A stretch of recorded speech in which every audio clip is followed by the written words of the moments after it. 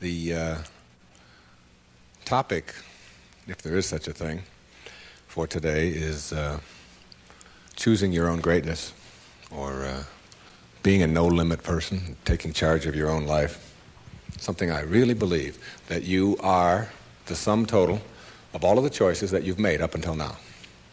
And anything about yourself or your life that you don't like or isn't working or isn't mobilizing you is to be looked at in terms of, can I grow? Rather than, why did I do it, or isn't this wrong? See, the two ways to motivate yourself are deficiency motivation, which says, where I am I don't like. I don't like what I've done. I don't like the fact that I can't do this well or I can't do that well. So I will list these things in my own repertoire, and then I will be constantly trying to repair those deficiencies, always assuming that I'm deficient, that there's something wrong with me, and I'm trying to fix it. And when you do that, you spend your whole life doing that. And you never arrive, because your life becomes a series of trying to get someplace else. And it is, if you follow that, if you live that, if you behave that, then what happens to you is you become a person who will always suffer from this disease called more. You always have to have more. Because whenever you are getting where you want to go, let's say you want $100,000 in the bank, and you work, and you struggle, and you deny yourself, and you do all of those things, and you finally you get there, and here you are, you got $100,000 in the bank. All of this stuff over here is, of course, your life, and that is all you know. That's what you know how to, that's how you are. That is your being. That is your way of being. So that when you do get here, what you will do is say, this is not enough. You must, a no-limit person is never operating from deficiency or from lack in their life. They're never saying, I don't have enough. You see, you're never going to get enough. You already are everything. You're everything that you need. Think of it for just a moment. Everything that you need to have total bliss, perfection of your life, you already are. You already have it. You came into this world with nothing. That's how you're going out. And the time that you have here, what you have is your uniqueness, your specialness, and you don't need anything else. Now think on this. If you don't know how to appreciate what you have and where you are in your life, you don't need anything else. Because if you do get something else, you won't know how to appreciate that either. You'll just want more. Or you'll want it to be different. Or you'll want it to be the way it used to be. Or you'll want someone else to be the way you think they should be. Successful people, or no-limit people, or self-actualizing people, or inner-directed people, whatever labels that have been put on them by great thinkers and philosophers and therapists and people that have looked at human beings, these kinds of people are people who always have enough. There are some people, if you invite them over and you say, you know, I'd like you to come over tonight, and I'd like you to stay over if you can, instead of having to drive back. And they'll say, well, can you stay? And I say, well, I don't know if I can stay or not. Well, you could sleep on the cot. Oh, no, I could never sleep on the cot. I can't sleep on cots. I got a sciatica, don't you know that I have back pain and cots, no, that's out of the question. I couldn't sleep on a cot. And what about breakfast? Well, we don't have any food, but we have some old grapefruit that are in the refrigerator. They have a few spots on them. Oh, no, I could never eat grapefruit. And spots? No, thanks. I can't eat grapefruit spots. I just couldn't do that, you know. And these are people who never have enough. They are not able to be flexible and to change. And there are other people, if you say, would you like to sleep over? We got a place in the sewer. Hey, that'd be great. I can handle that. No problem. I've slept there before. It's all right. And all we have is grapefruit. Oh, I love grapefruit. Well, there's got spots on them. Oh, I really like grapefruit spots. Those are terrific. I'll go for those. There are some people who can handle anything, not because their circumstances are different. You see, your circumstances have very little to do with your fulfillment in life. Very little. It's how you're approaching your circumstances. It's your attitude towards your circumstances that make all the difference in the world. And taking what you are and accepting it.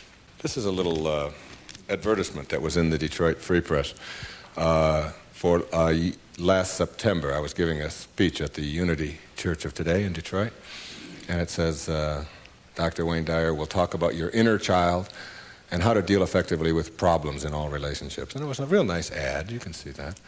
Then on top of the ad, in the same paper, there's another ad. And the ad says, face it.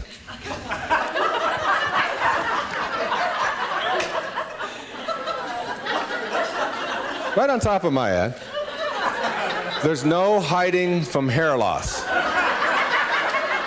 And they got a picture of a guy with a box over his head.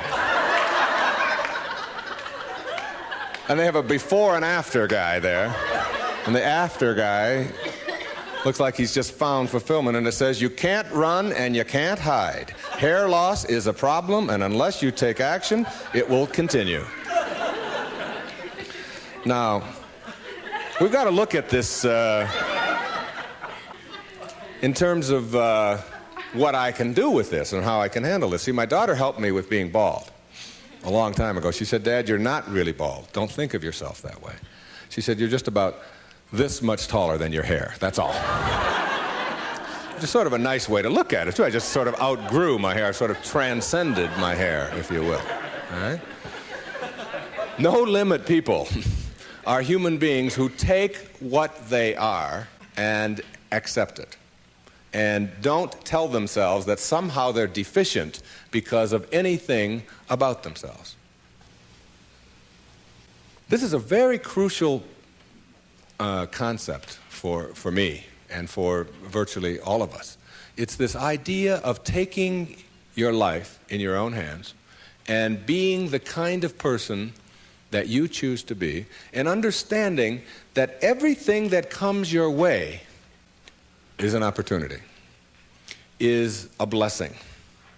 And it wasn't until I learned how to celebrate virtually everything that came my way that I was able to transcend it.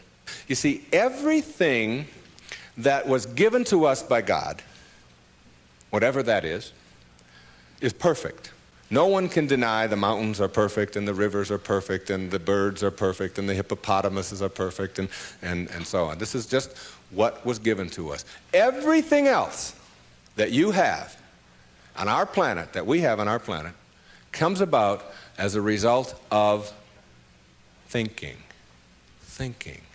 Thought makes it so. All right? This microphone comes about as a result of thinking.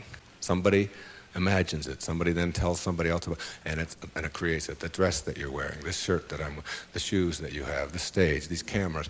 Everything that you see that wasn't given to us was created by man as a result of the way that we think, the way that we think. So what gets inside of us as a cell comes about as a result of the way that we choose to think in our lives. Very important principle to understand, because once you get a hold of thinking, and that it creates everything that you have in your life, you can change and make it as absolutely perfect as you want it to be, because thought makes it so. Creative visualization is what we're talking about here. The imagery, or the image that you have of anything in your life, is really like mental behavior. It's like going out and practicing. If you go out and practice with a basketball, shooting free throws over and over again, that's physical practice. Imagery is mental practice. It's mental behavior. When you have an image that you can succeed at something, when you have an image that you can do it rather than that you can't do it, when you get into your car and you have an image that you're going to find a parking place rather than that there'll be no place to park, so you're not looking for no place to park, you will start acting on the image that you have, very much like you will start acting on the practice that you have when you're shooting baskets or when you're hitting a forehand or working on your soup or anything else that you're doing.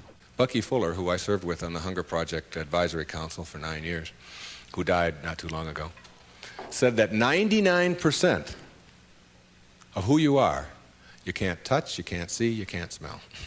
99% of you is untouchable, unsmellable, invisible.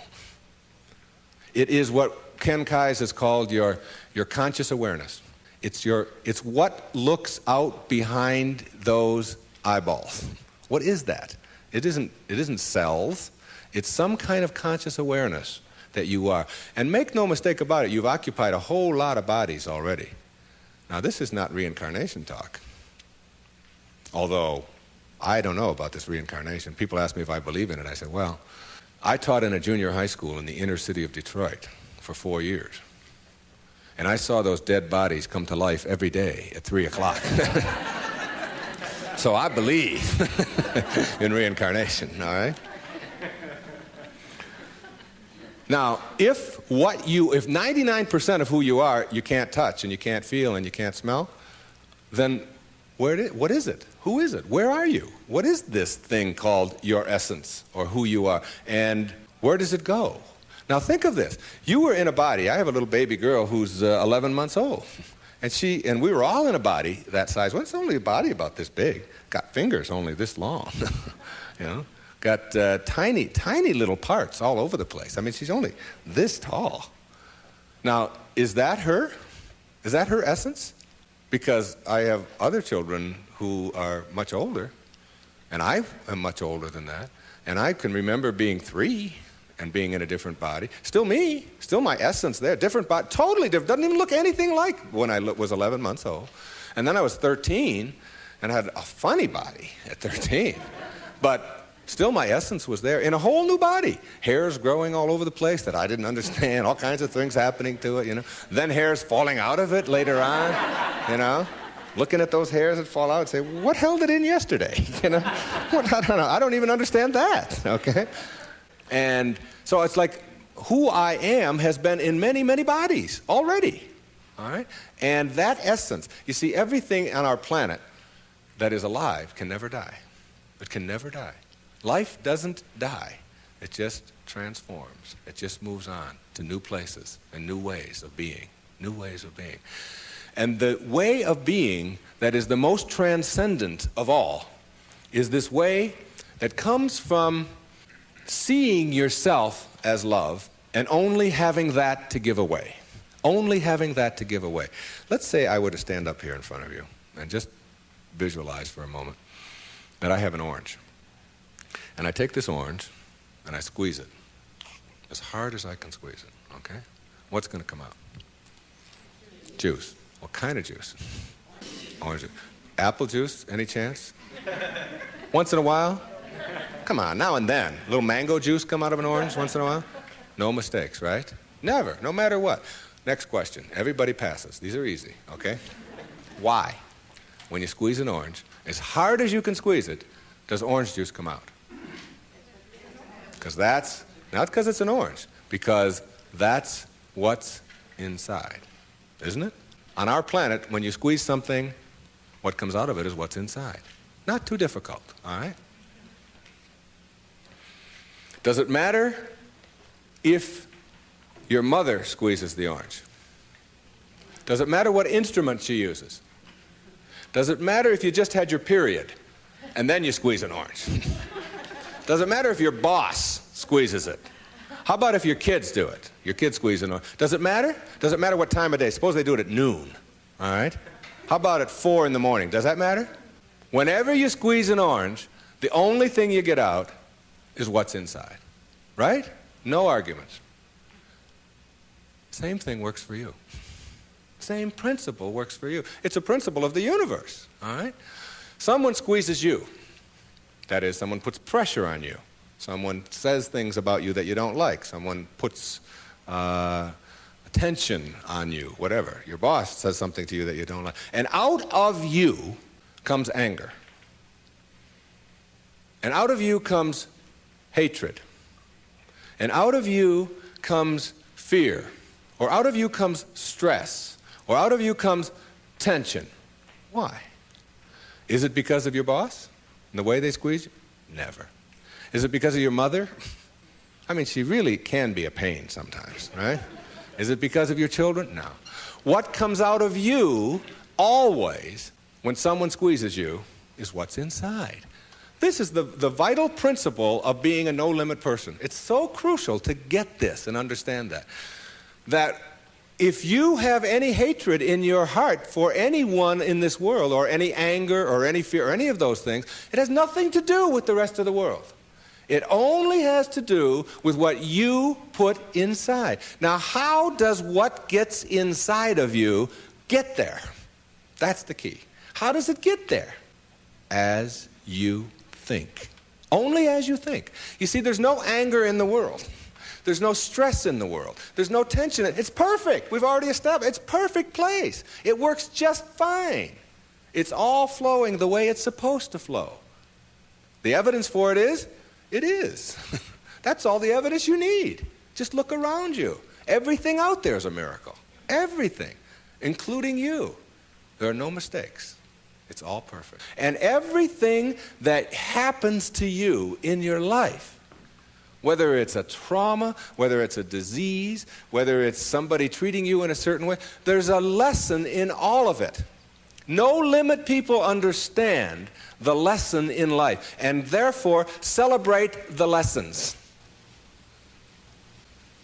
It's true. And when you get to that point in your life where you're not cursing the things that come your way and blaming the things that come your way, and particularly blaming it on somebody else, and you hear it all the time. She hurt my feelings.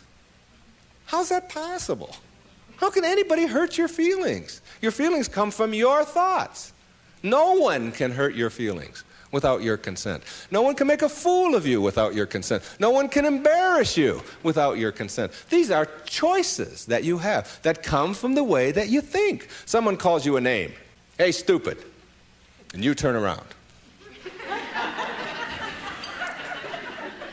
I didn't even tell anybody I was coming. How did they know that, all right? And then you blame the person who called you a name, instead of saying, that's just their opinion. That's just where they are. That's where they are on the path. And it's okay. All of you are in relationships, right? Everybody has a relationship of some kind or another. In your relationship, you have any problems? Any of you have a relationship and you don't have any problems? I'd like you to take this microphone. I want to sit down and listen to you. Everybody in a relationship has problems, don't they? Right? Now, when you say, I'm in a relationship, I got problems. Therefore, there's something wrong. Something's really wrong, all right?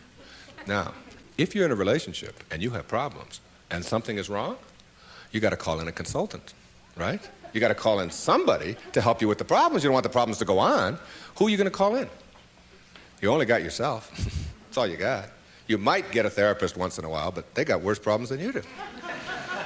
The only consultant who can help you with your problems is you. And who is that consultant that you're calling in? We've already established that there's something wrong with that person, right? Something wrong. So now you're going to call in a disabled person to deal with your problems in your relationship, right? Now, this is a really sick approach to curing your problems. You got somebody who says, we got a problem. You don't talk to me, and I didn't talk to you, and you came home late last week, and this week I called you, and you didn't call, and I was supposed to call you, and then you didn't do it, and how can you do that? Now, this is the consultant you're calling. Excuse me, would you come in and help us? I don't know if I can help you or not. I didn't come home. That's the person you got to deal with your problems. All right? Now, what you can do is you can change all of that around. You can say, I'm in a relationship. We got problems. There's nothing wrong with that. That's the way things are, you know. My problem is that you are different than I am. And you think differently than I do. And you behave differently than I do. And you smell different than I do. And you have all of these attitudes over here that I don't have. Nothing wrong with that. That's the way it is. When two people get together in a relationship, you don't have two people becoming one. If you do that, then what you end up with are two half persons. Who wants a half a person in a relationship? You always are single. Even if you're married and and involved in a relationship forever, you're still always single. You're still always you, your unique, special, perfect self that is not trying to love, but who is love, who lives love, who is being love. The same as if you pray to God and say, God, will you please help me with my problems? And want God to do it for you. Never happen. You've got to be God. not be afraid to carry God around inside of you. If you want to get healed, you have got to understand that you're not going to get healed if you are asking someone else to heal you. And ask any doctor that you know, any surgeon particularly, who's taking somebody into surgery, and ask them which person has a better chance of living, of surviving, say, serious surgery. Is it the one who has a will to live, or is it the one who's just given up? And the surgery and the cases are exactly the same, all right? But the person who has that will, which we can't define, you can't go out and get a bucket full of will and bring it in there. It's an attitude, it's an approach, it's a belief, all right, that you can do something. And when you have that belief about yourself, then, you know, you've got a so much better opportunity to be well in your life. And a belief is everything. I don't know if you've ever thought of that. I watched a little girl, 5 years old, learning how to swim. And she's holding on to the edge of the pool, and she wants to get over here to the steps. And it's just 5 feet or 6 feet, and she'll let go, and then she'll hold on again. And she'll let go, and she'll hold on again. And finally there comes a time when she lets go and goes for it. Okay, you've seen this with your children, and what you ask yourself is, in the moment before that when she was holding on, and then look at the moment afterwards, does she have any different skills? What's changed? Yeah, the skills she didn't have any new skills. She didn't learn any skills in that second. What she has is a belief that she can do it. And when you believe it, when you really just believe that you can do it, that's what allows you to swim. And when you think about it now, do you know how to swim? Yeah, so when you dive into the water, you don't think about that. You just know when you dive into the water, you can swim. You don't have any necessary swimming skills or anything like that. Or when you get on a bicycle, you get on, you know that you're going to, unless you believe you can't, because you've never gone out there and tried it and worked on it and done it. Told a story of a patient of yours who had that very problem, who said she didn't know how to ride a bicycle. Yeah, Gail, who came to me many years ago. And you know why she said she couldn't ride a bicycle? Because her mother wouldn't let her get on one. Cop out. Yeah, absolutely. And she had these beautiful big white teeth, and her mother had always told her you could fall and break your teeth, and I wouldn't want that to happen to you. So here she was now in her 30s, and telling me that she couldn't ride a bike, and she was in therapy. And I said to her, okay, let's go. She said, go? Where are we going? I said, well, I've got a bicycle downstairs, and I'm going to show you how to ride a bike. I'm going to have you teach yourself how to do this. And she said, look, I didn't come here to pay you the kind of money that I'm paying you to have you teach me how to ride a bicycle. I came here to find out why I can't. I said, oh, well, you're going to need another 30 seconds of therapy, easy, okay? The reason you can't is because you never got yourself on a bicycle. And until you do, you never will know how, and you just believe that you can't. Oh, that's the end of that. There's no more to talk about that. Now, what we have to do is get you to get out there, and we went downstairs, and it was a woman's bike, and I've helped a lot of people to teach themselves how to ride a bike. And what you do when you help someone to teach themselves how to ride a bike, because you don't teach anybody how to ride a bike, okay, is you let them do it all themselves. You let them hold it, you let them balance it, you let them move with it, you let them put the pedal down and move it themselves, and you stand back. You say, no, when you're ready, you know, and then you move it, and you hold on for a second, then you put your foot back down, and you practice it and practice and practice that all yourself, you know, with just someone encouraging you, and before long, in just a matter of minutes. When I tell you it was minutes, and this woman had never been on a bicycle before. She rode like 2 blocks on a bicycle. She couldn't believe that she now had a belief. Being, to me, means seeing the greatness and the uniqueness in you and never letting anybody else convince you to the contrary.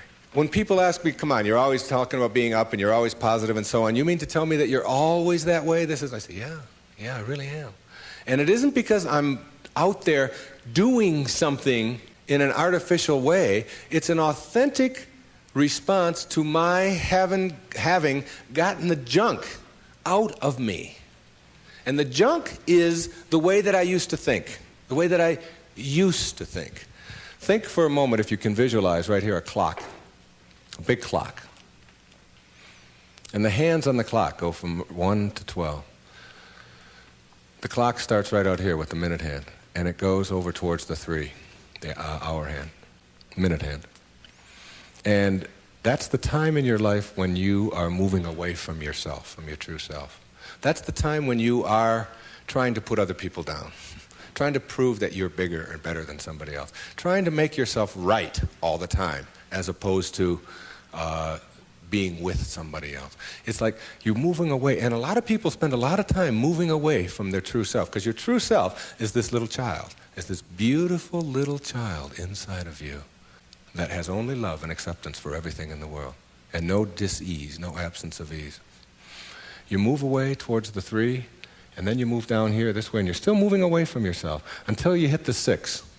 The 6 is the point in your life, symbolically, metaphorically here, when you are the furthest away from yourself that you can be. It's the low point in your life. It's the point where many people break down, or many people break down their relationships, or they feel full of despair, they feel full of hatred, whatever it may be. And a lot of people die then. A lot of people are put into hospitals then. A lot of people have to really seek out therapy then, and so on. And when you're at that 6. There's another part of the clock that goes from 6 to 12 that I think of as living in the light. And this is when, and see, this clock hand never can go back. It can't go back. It can only go this way. It only goes this way, as does life. It only goes this way, forward. In this period, this place between 6 and 12, that's when you start coming back to yourself. That's what enlightenment is. That's the pathway to enlightenment. When you send out that stuff that is destroying you, that is killing you in one way or another, and you move yourself back over here, and eventually you get yourself all the way back. This is the light over here. This is the place where you can't go back. You'd be tempted. You might be tempted to steal. You might be tempted to use anger. You might even slip a little bit, and you catch yourself. I can just not too long ago there was we got a problem with our sprinkler in my home. One of the sprinkler heads is off, and if you ever seen that happen, you get a gusher going up there. And I've been wanting to get that thing replaced for the longest time. And I'm walking out of the bank, and there's a sprinkler head right there in front of the bank. Now I practically own this bank, okay. So I go there every day, and I do a lot of business with this bank. And I'm looking at this sprinkler head. And I think, all I have to do is just unscrew this thing. It wasn't on or anything. They'll replace it tomorrow morning. It's 98 cents or whatever. So I actually get down there, and I look, and I start turning the sprinkler. And then I start thinking, do I want this karma? Do I want to steal? Do I want to take? I know it's only a 99. And if I went into the bank, they'd probably give me one anyway if I asked them. And then I just turned it back.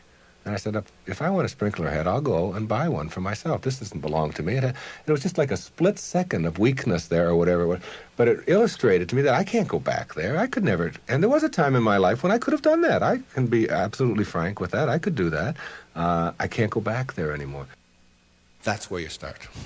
That's the place to start. Because when you get all of that out, when that's all gone, and I mean gone, and it only comes about as a result of the way that you think, so it's just changing around your approach to life, the way that you think in life. When that starts to go away, what you've become filled up with is what your natural self is, which is this loving, accepting, not fighting the universe, but instead living in it and going with the flow and all of the kinds of cliches that you've heard 1,000 times.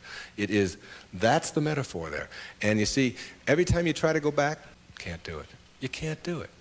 And the ingredients that make for a no-limit life are 5, in my opinion. The first is quality rather than appearances. You begin to change your thinking from appearances and how things look and how other people view me, okay? Because every time you find yourself upset in life about anything that anyone else has said, what you're really saying is what you think of me is more important than what I think of me, all right? So you change from appearances to what I call quality thinking. Quality. What is the quality of my life, rather than how does it appear to others? Now, do you tell yourself that because my friends don't like me, that means there's something wrong with me? No, that's what you have to learn. That another person's opinion is just that. It's their opinion, and that's all it is. Every time you are upset, or your children are upset, because of what somebody else says about them, including their peers, what you are really saying in that moment, and this is really important, what you're saying is, what you think of me is more important than what I think of myself. And you must never give anybody that kind of power and control over you, because they will always have it.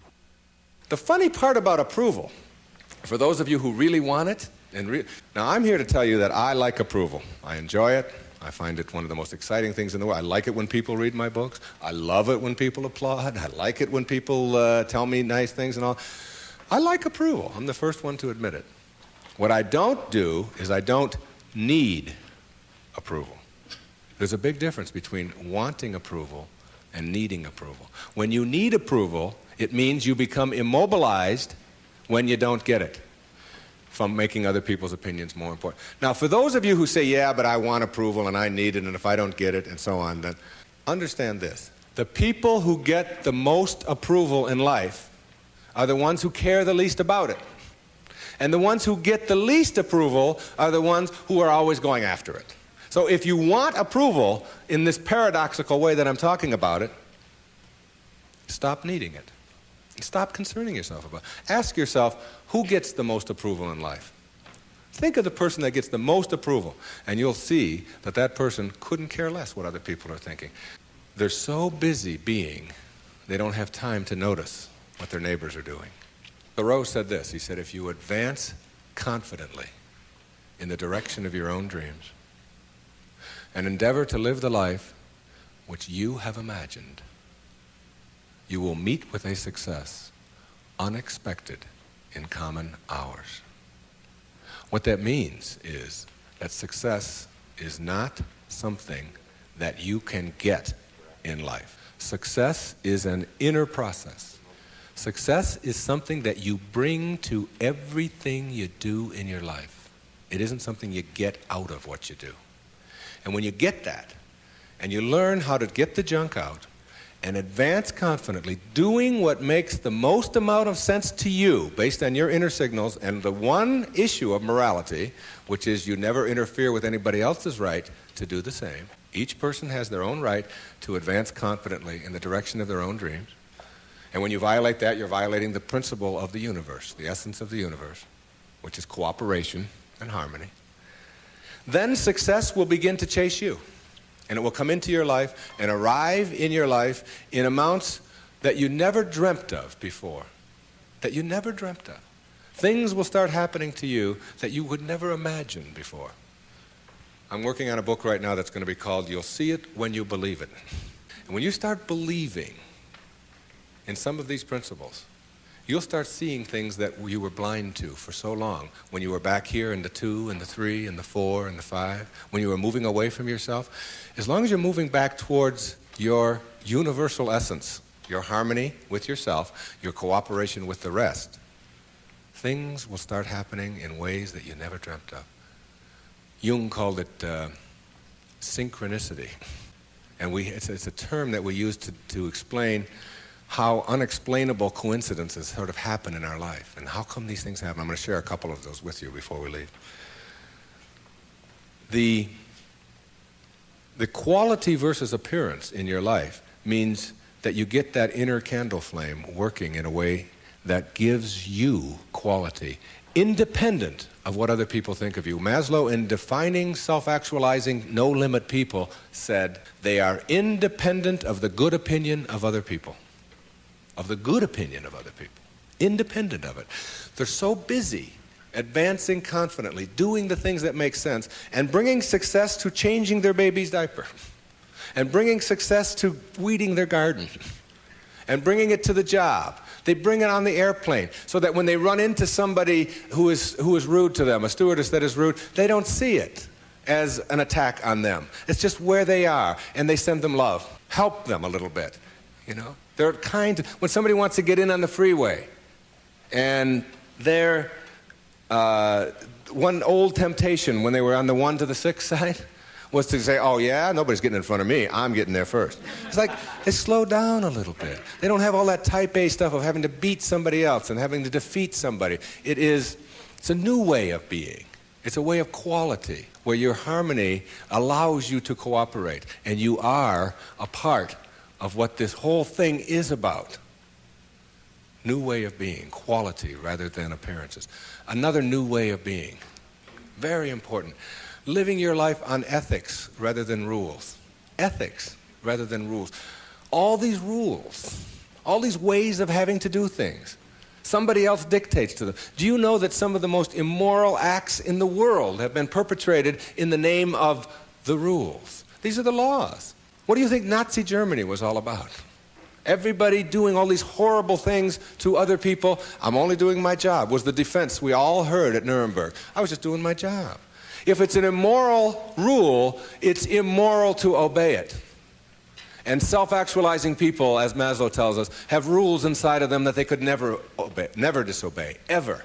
And they have to do with ethics, how you treat people.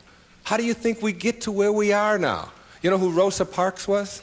The woman in the South, the black woman in the South who said, not today, I'm not going to the back today, no way. I know what the rules are. The rules were all over the place. If you needed a reminder, there were signs every place, colored in the back, white in the front. And she said, no, I'm sitting here. And that made all the difference. Ethics, not rules. When your children start disobeying rules that need to be disobeyed, don't be surprised. When I was in the service, they had a policy on Guam, where I was stationed, which would not allow the Guamanian civilians to shop in the PXs and the Navy exchanges. But they did allow all other civilians to shop in the Navy exchanges and PXs. But if you were Guamanian, that is, if your skin was dark and your eyes were shaped a little different, then you couldn't. A clear, outright violation. I was a serviceman. I was in the Navy. I was a communications cryptographer. They had a newspaper in the Guam Daily News, and it said, an invitation to speak your mind. There was a letter writing contest. And they offered $75 to the first prize winner. $75, this was 1961. That was a fortune to me. That was a month's pay in the Navy at that time, almost. So I entered the contest, and I knew I would win it. I had already written a novel at that time. A whole novel I had written while I was on Guam. I knew it wasn't going to be a contest. I felt sorry for the other people entering it. I knew I was going to win this. Unfortunately, I didn't realize that when you're in the service, and you have an opinion, and you don't submit it to the chain of command, that you can be court-martialed for that. So the headlines on next week's Guam Daily News were, U.S. sailor assails policy of discrimination. Big, hot stuff, all right? And I was called before a vice admiral, commander, Naval Forces, Marianas Islands, and threatened with a court-martial because I had disobeyed the rules, even though the rule was immoral. There are lots of them like that. And when I went in and they threatened me with a court-martial, I told them this was my battle plan. They didn't have Xerox machines in those days, so I had to get a lot of carbon paper. I wrote a letter to President John F. Kennedy, and I wrote a letter to the Secretary of the Navy, and I wrote a letter, my hometown was Detroit, I wrote a letter to the Detroit News and a letter to the Detroit Free Press, telling them what was happening to me as a result of just expressing my opinion about an immoral act that was going on over here on Guam. And I showed the naval vice admiral my letters, right there. I said, I've only sent the one to the president and the secretary of the Navy.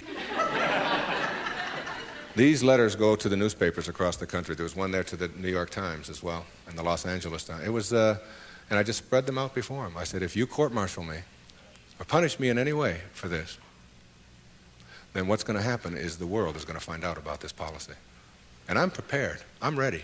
I can handle it. And I was 20 years old at the time, or 21. Not only did I get a blessing from that, because all things come in blessings for you, I got out 90 days early. And they stamped on my record, P.I., because the president took it up and sent it to the secretary. Must have. And I never heard from him, but the P.I. on your record means political influence. And they don't like anybody with political influence in the military. And as soon as they saw that, they said, this is somebody we probably will be giving a discharge real soon. There was no court-martial, and in September of 1962, a brand new policy was initiated on Guam, which allowed any civilian to shop in the Navy exchanges. And it came about as a result of someone saying, these rules are immoral, and therefore it's immoral to obey them. New ways of being, ethics rather than rules. And when your kids want to know why, how come these rules are so stupid? How come we have to do this? Encourage them to change them. My mother always did that. She would have to help me get out of the messes that I got myself into, because I did it in my impetuous youth. I would just, when they would say to me, what's more important, your job or school? I was just honest. I said, my job, of course. That's how I felt in those days. But what you do put out in the world is exactly what's coming back to you. And if you find things coming back to you that you don't like and don't understand, don't ask yourself why these things are coming to you. Ask yourself what you're doing to make them come back to you. And when you start putting the responsibility on yourself, you'll start seeing dramatic changes. Dramatic changes. A new way of being. Instead of ethics, instead of rules, ethics.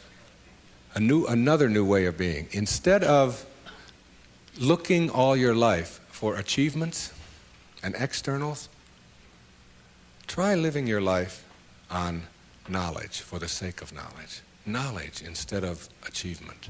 For the sake of knowledge.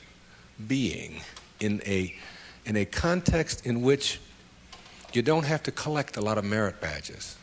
You don't have to collect a lot of awards and other people's value judgments. That you go to school or you go out into the world or you read or whatever it is you do because it makes sense to you, not because of what somebody else is going to put on a transcript or where you're going to appear in a class list. We need to help our children to understand and value the importance of knowledge for the sake of knowledge and doing things that make sense rather than taking the easy way. Knowledge rather than always trying to achieve. We're in an achievement-oriented society, which tells us that we evaluate and judge a human being based upon how many achievements he has. But most of the people who get caught up in that trap and are always in this circle of trying to get ahead, trying to always get ahead, their reward for that almost always is higher blood pressure, ulcers, early deaths, and even things like cancer, we're beginning to find out, are related to the kinds of stresses that we have. And remember, it's a perfect universe. There's no stress in it. There's only people thinking stressful thoughts. And when you put that pressure on yourself to always achieve and get ahead of the other guy, you miss what it's really all about. There's nothing wrong with goals. It's falling in love with them that's the problem. It's not being able to be flexible and alter them. If you have a goal to get here, to get $100,000 in the bank, to get to this promotion, to get 2 cars in your garage, to whatever it is that your goal is, and you're on your way to that, and you're always working at the goal, all of this stuff on your way to the goal is called striving, and that's what you learn, striving. And striving is a very low-level place to be. When you get to your goal, because all you've ever known is striving, you will just always suffer from this disease called more. You will just upgrade your goal to $200,000, 4 cars and 2 houses and another wife and a younger one and all of these kinds of things. If you have a goal and you understand that every step along the way is a present moment to enjoy and to live, then the goal won't become any obsession. I don't have any goals in my life. People ask me, where are you going to be 5 years from now? What are you going to be doing? What's next for you? I remember what Lincoln said, who to me was like the greatest person who ever sat in that White House. He said, I never had a policy. He said, I just tried to do what made the greatest amount of sense each and every day of my life as I sat there as the President of the United States. And I think there's something really significant in that you don't have to get it all planned out and follow a certain pattern and do it a certain way.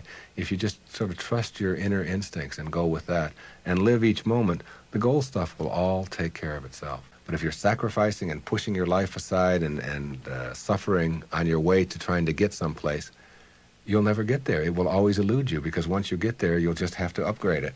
And that's because that's all you'll know.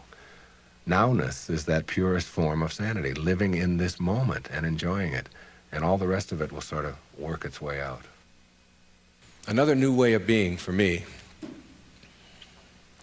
is to think of yourself in terms of personal authority rather than being an authoritarian.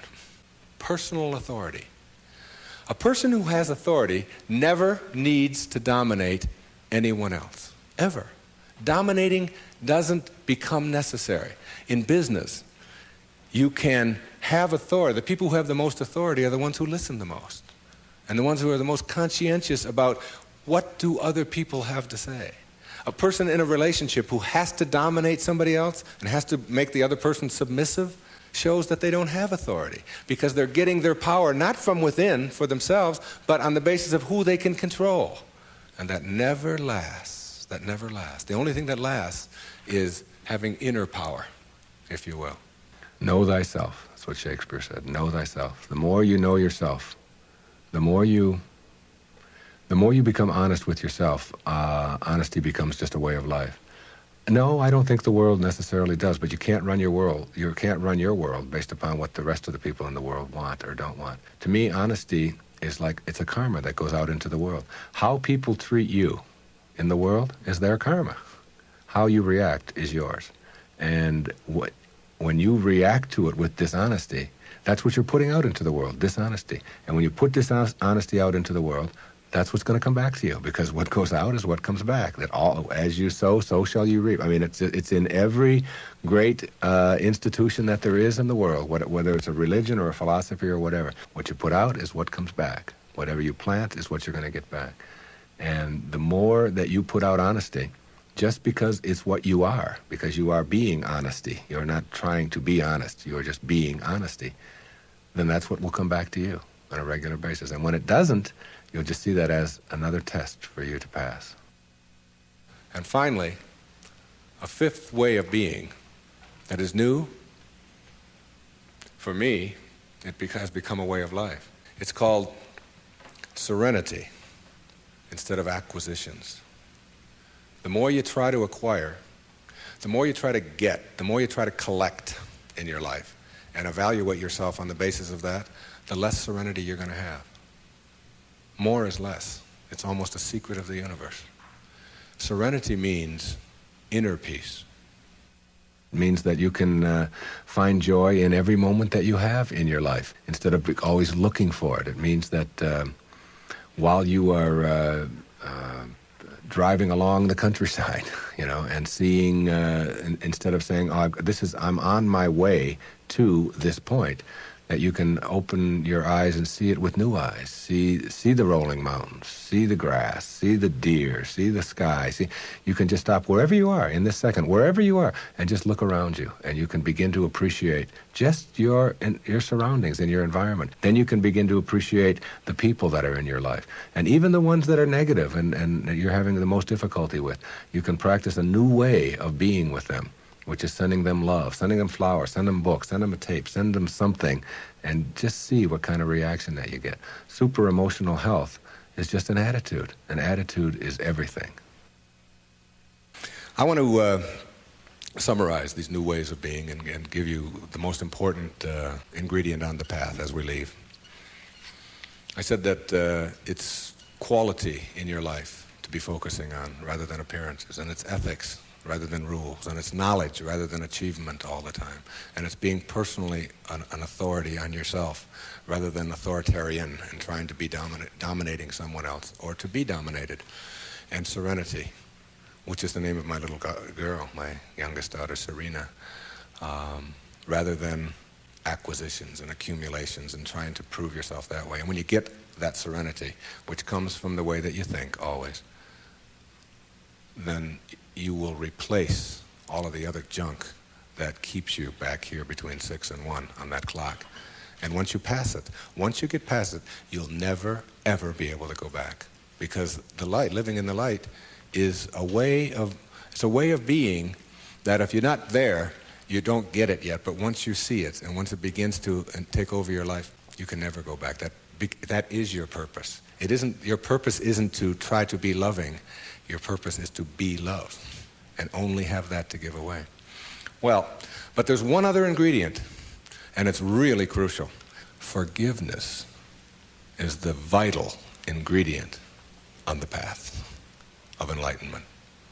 And if you don't know how to do it, then practice sending out love. Take the person or the people that you're having conflict with, any place in your life, send them something. You don't have to even do it physically. Just send them something that comes from inside. And what's inside is how you choose to think. And if you can make that love and do that, and that is to me the test. Not whether you can love someone when they smell good, when they do everything that you're supposed to, but whether you can love someone who has sent you hate or anguish in your life and send it back. You don't have to forget. You don't have to go back. But you got to get it out of you because it is blocking you and holding you back. And when I said you'll see it when you believe it, all my life I had wanted to write fiction, a parable. 3-4 years ago, I decided to go off to Hawaii, to Maui, to Kaanapali Beach, and to write.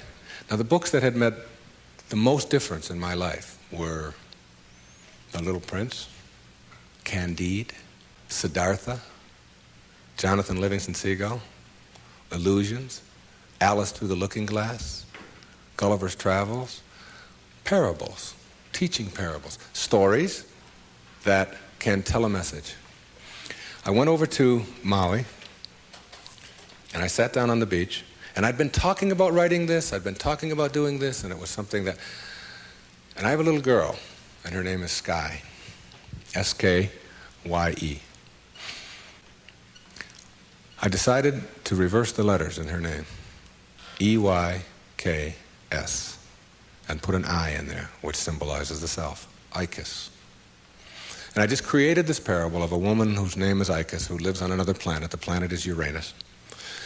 And it's a duplicate mirror image of Earth, only Icus can only see things as they are, not as we would like them to be. And therefore, people are neurotic on Uranus because they have to be. She gives the anxiety attack report, if you will, because anxiety really does attack over there, and tells about anxiety coming in on the weekends and so on. Well, my visitor in my parable goes to Uranus, meets Icus. She cannot understand, as he describes Earth, why people would be neurotic by choice on Earth. Why would anybody be unhappy or depressed or miserable when anxiety doesn't attack, and when elevators really don't scare you, and when if you want a complex on Uranus, if you want to give a complex to your wife, you go to the store and buy one. And she says, what happened? Well, my husband gave me a complex, and it's true. Whereas on Earth, if you have a complex, it's because you've chosen to have one. She can't figure it out, okay? So she comes here, observes our people, and begins to see the secrets of the universe, and gives us these secrets, talks to the top leaders in our field. And that was my parable, and I wrote it, and she gives all of these wonderful secrets, some of which I've been talking about here today. But what I want to tell you is that my wife gave me a license plate, and the license plate says Icus, okay? It's a vanity plate. And I was pumping gas on Federal Highway in Fort Lauderdale, Florida, and a little man from Greece came up to me, and he said, what means this Ephies? Which is how you say that in Greek. And I said, well, that's just a word. It's my daughter's name spelled backwards. It's a parable that I wrote. He said, no. He said, in Greek, that's a word. I said, what could that word be? He said, it means best wishes for all. You'll see it when you believe it. The great, big erroneous zone, the cosmic erroneous zone. If you get this one, you'll have it and understand it all. There is no way to happiness. Happiness is the way. God bless you, and thank you for being here.